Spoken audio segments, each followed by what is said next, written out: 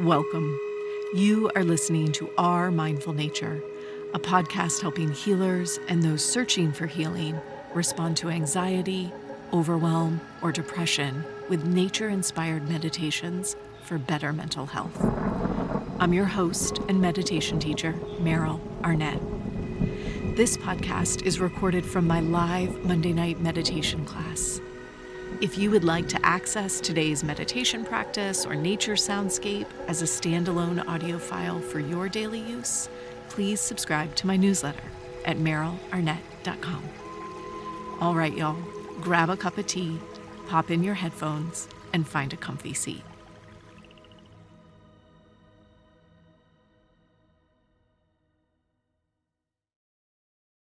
Happy Monday! I'm glad to be with you guys tonight. Thanks for making time on a holiday week. And I was thinking, I'm starting to sort of plan out the first part of the year. And I realized, originally this class, like I recorded it on Monday and it aired on the podcast on Thursday. And then in 2022, or maybe a little earlier than that, I created a bit of space. So class would happen on Monday and it would air the following Thursday. And it just gave me a little bit of wiggle room for editing and stuff. But now I'm like a month out. And by January, I think I'm going to be like this isn't going to air till the end of December. So it's a holiday week for us, but I think it might actually end up being a holiday week for podcast listeners too, which is kind of cool. And we're talking about time, which feels in short supply, especially at the holidays. And we're going to talk about something really crazy tonight. But first, I have to start with a preface, which is this. Remember I said, and have said numerous times, how I love physics, but like I barely got through Physics 101. Do you remember me saying this? The part of me that doesn't understand physics is rearing its ugly head. I made a mistake last week. As I was rereading a chapter over the weekend, I was like, I said this wrong. So let me correct it. And it's going to be important for tonight. So last week, the wording that I used was, when we are moving, time moves faster. And when we are still, time moves slower. Remember? That is incorrect. And I'm very sorry. I extrapolated where I should not have extrapolated because I don't understand physics. The correct explanation that's really important is when we are moving, time contracts. When we are moving, time contracts, okay? And this is important for today, so I want to just clarify. It's not that time speeds up. That is incorrect. Time contracts when we are moving, okay? Okay. So, as you know, me and my good friend Carlo Rovelli, the Italian physicist, are journeying through time. And I was with him and really digging this book until I got to chapter 3, which is titled The End of Now. And then like a page in, the heading is, what is it? I wrote it down. Now means nothing. Okay? Now means nothing. And I am like, what the heck? I literally have spent a decade teaching about now and how important now is and how we need to come into the now and be here now. And this physicist that I quite admire and I really trust, is very smart, just told me that there's an end to now and now means nothing. So this is what we're going to explore this evening. And I'll explain it as best I can what he explains, and then we'll look at it through the lens of meditation. So the explanation is this. Imagine that your best friend moves to Pluto and is on Pluto, which is years and years and years and years and years and years and a light year away from us. And you pick up the phone and you say, hey girl, how you doing? What are you doing right now? And when we actually think about that sentence, what we learn is that question makes no sense. We cannot ask somebody a light year away from us, what are you doing right now? Because whose now are we talking about? When is that now occurring? Last week, we talked about there's no universal objective time, right? Time is relational, it's relative to the who and the where. Now is even more so. Now is an unbelievably deeply personal experience. And we're close. We're not in the same room, but we're on the same continent and we're looking at each other for the most part on our screens. But even this, right? You're like seeing me move my head and I'm like gesturing with my hand down here beneath the screen. And even this is nanoseconds from when I'm doing it to when you're seeing it, right? The sound from my voice, nanoseconds until it's entering your ears, so that my now, what I'm saying right now, actually is happening for you at a different time, and vice versa. I get that this is a nitpicky version of now, but I think it opens up some really interesting questions and maybe freedoms for our meditation practice. When I was thinking about it, I was reminded of Dr. Rick Hansen, who's a meditation teacher. He wrote Buddha's Brain and Neurodharma.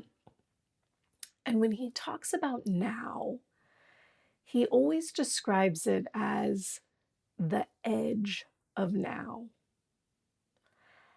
And I just in this exploration realize really what he's saying is stop thinking about now like a static moment, right? We're not saying plop here, don't move, nothing changes, hold your breath, right? Because now is not static.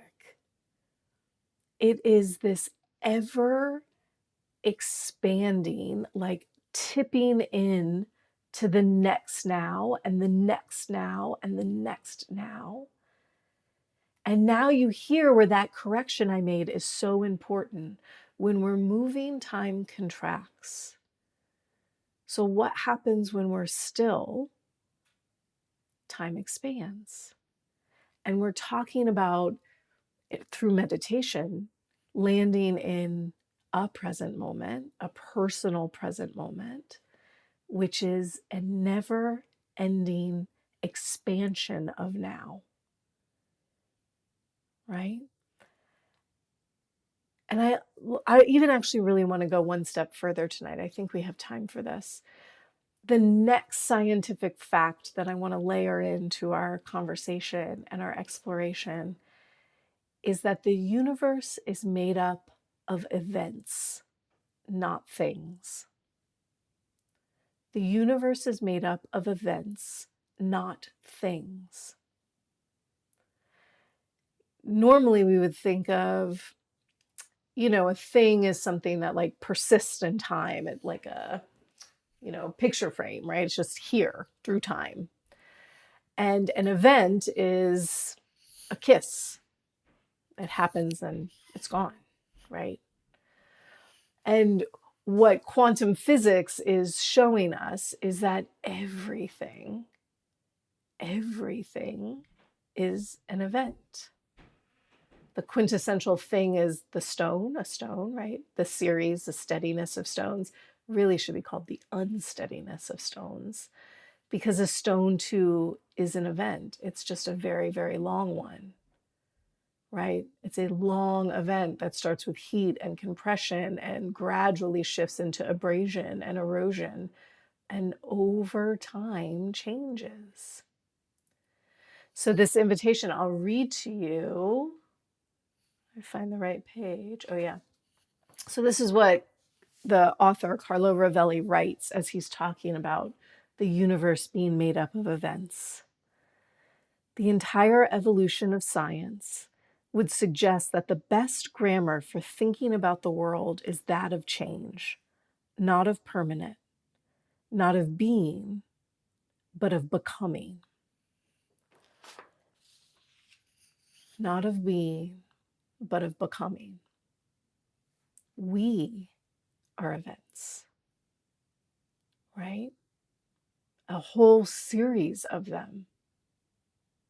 They don't persist through time. We persist for a time as a series of events.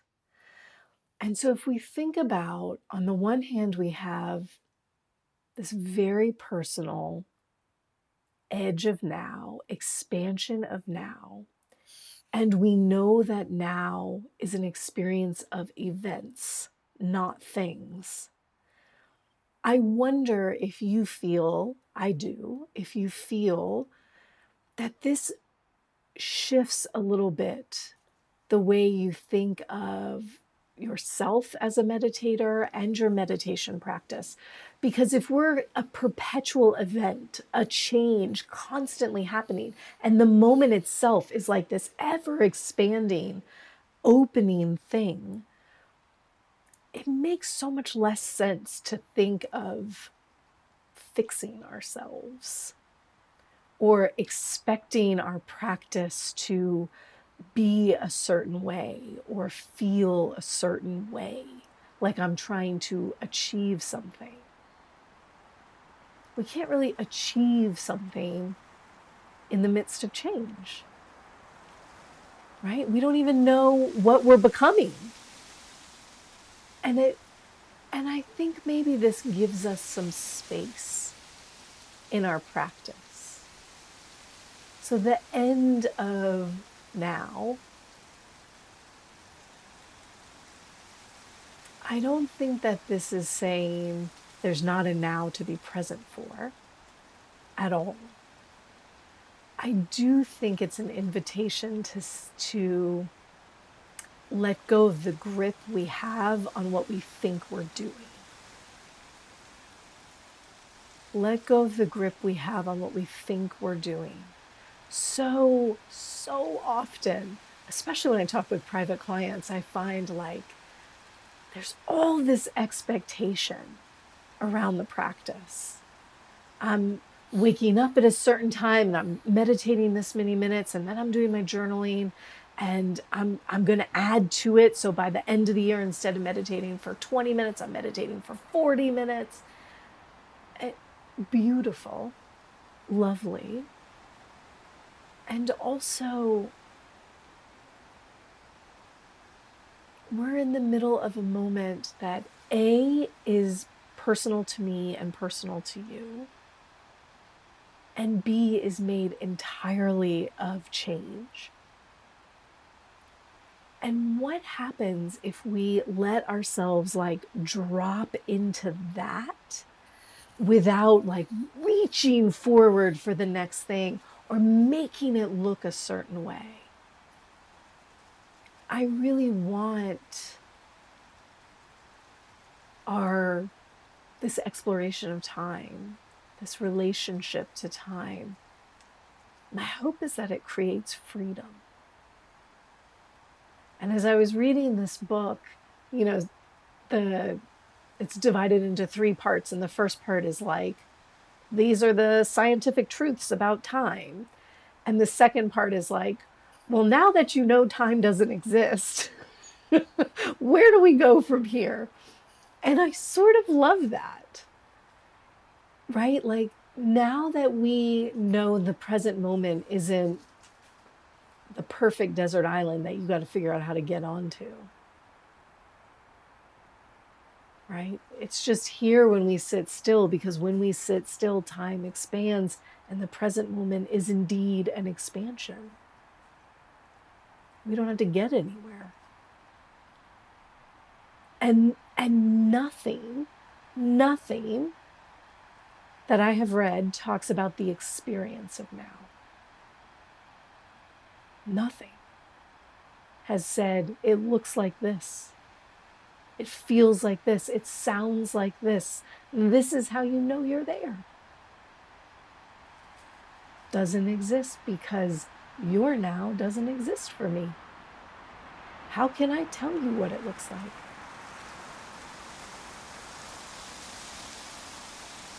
Your now only exists for you. So don't let anybody anybody tell you what now is supposed to look like, especially in your meditation practice. Instead, we sit still, we allow time to expand, and we enter into our own relationship with it. Now is deeply personal. And so we will meditate now, and you'll have your experience of what this expansion feels like. Yeah? So we're going to take a minute to get comfortable.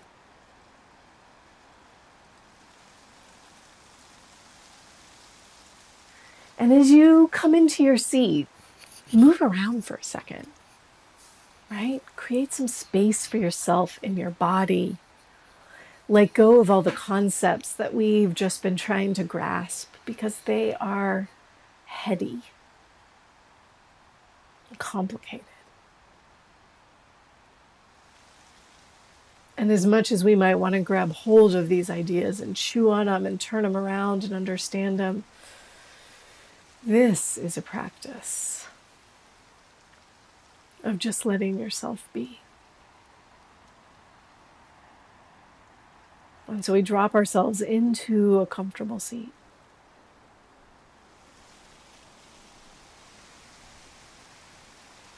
And if you choose to close your eyes, feel free to do so. And if that doesn't feel quite right, as always, you take a soft gaze down towards the ground.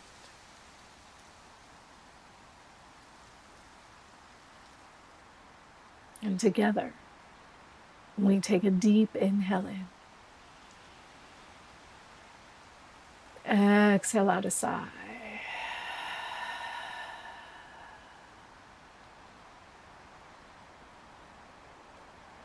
And let's just do that again, inhaling deeply.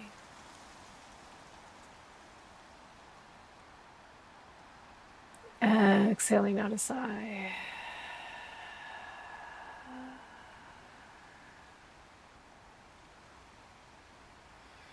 Allowing your breath just to flow. And silently saying to yourself, now is my time to meditate.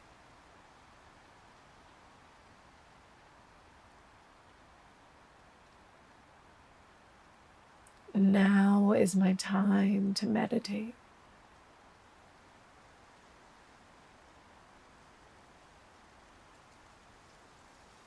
And we let those words be our invitation.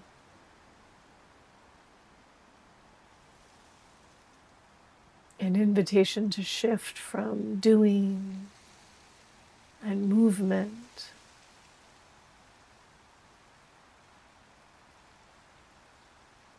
into a place of stillness.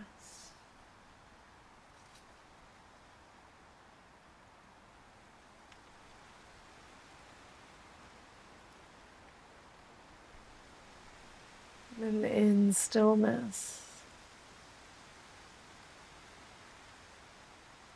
we set our bodies just so that we're able to open up into this expansion of now.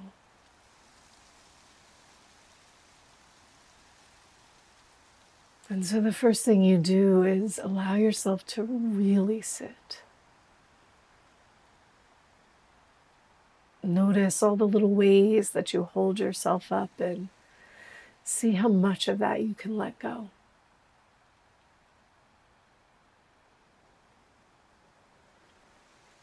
Allowing yourself to relax fully into the chair or cushion beneath you.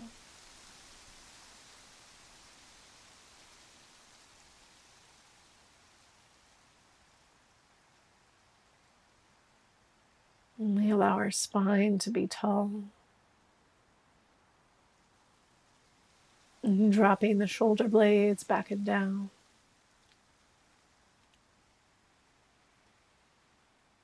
lifting through the top of the head.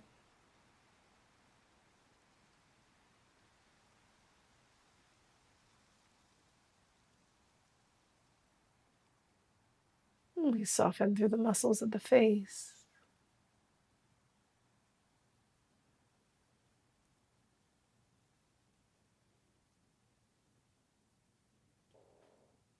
The muscles in the chest.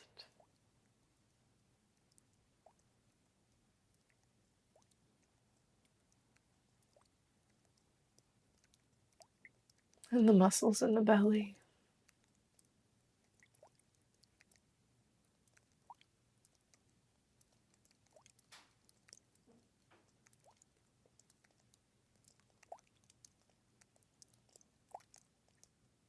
And gradually you begin to turn your awareness towards your breath.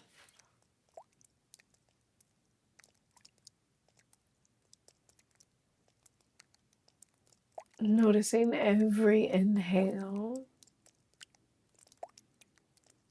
as an expansion.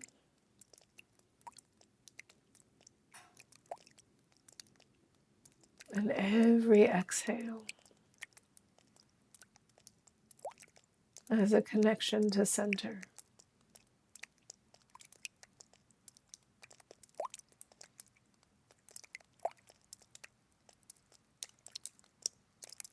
Inhales as expansion.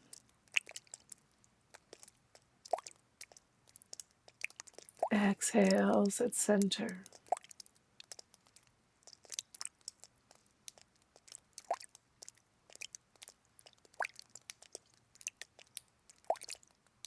And perhaps we begin to sense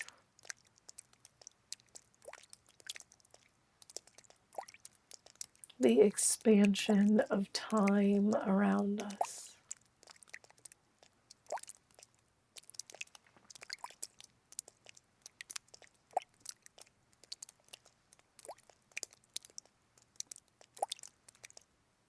In the way your particular now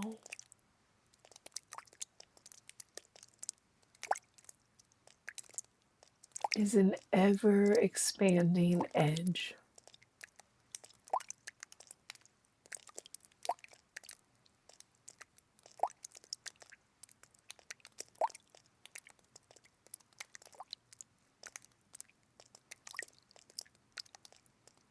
An edge within.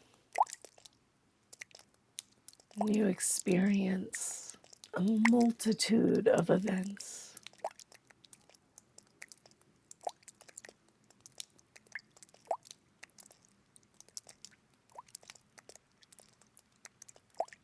Without any need to fix them, change them, or judge them.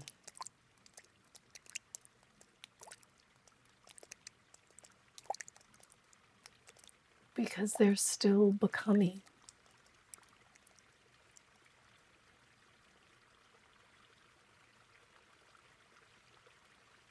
We don't know what it all means, where it will lead, or what will happen next.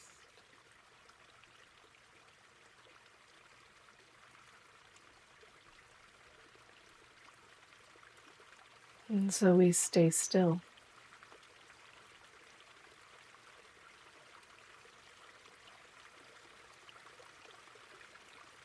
We focus entirely on the flow of the breath.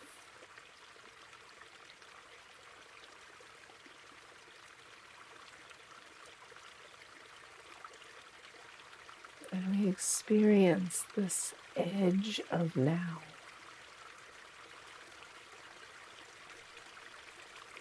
Let's sit together about 8 minutes in silence here.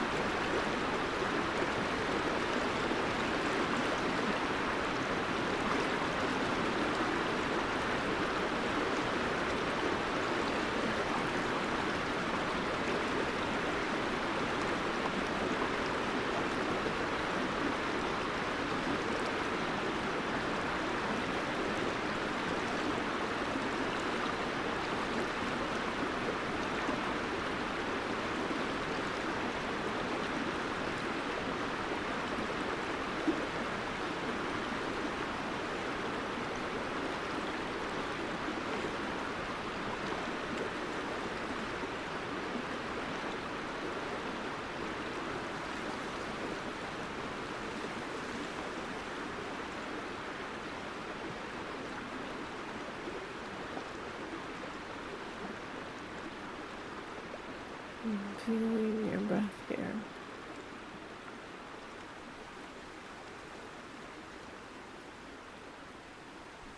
Feeling the expansive edge of now, your now.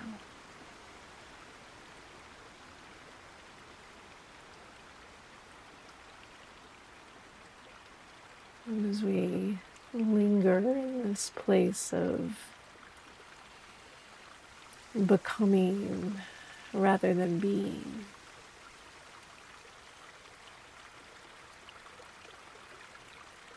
notice how time feels for you here.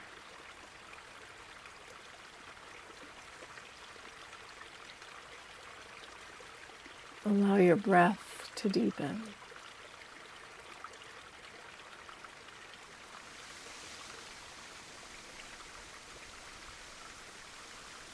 And very gradually begin to wiggle your fingers and your toes.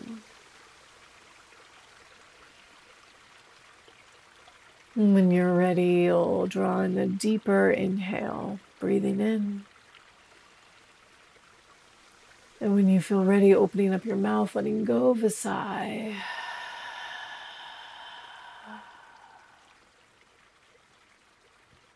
Taking all the time you need to let go of your practice, to blink your eyes open once again.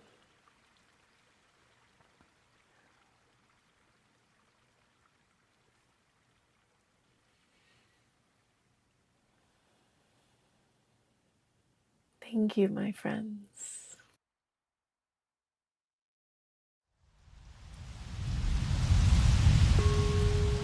Thanks for listening to Our Mindful Nature.